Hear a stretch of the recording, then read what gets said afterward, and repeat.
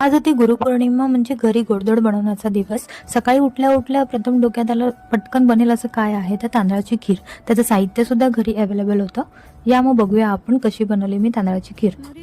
खिरीसाठी आंबे मोहर तांदूळ घेतले होते 1 वाटी. स्वच्छ धुवून अर्धा तास त्यांना भिजून ठेवलं होतं. नंतर मिक्सरला थोडेसे ग्राइंड करून ते घेतले होते.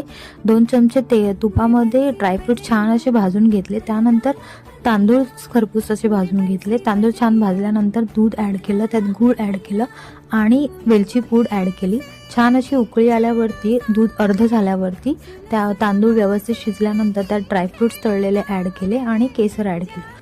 तांदळाची खीर असल्यामुळे ते सतत ढवळत राहावं लागलं, कारण ते खाली टोपाला लागण्याची शक्यता असते.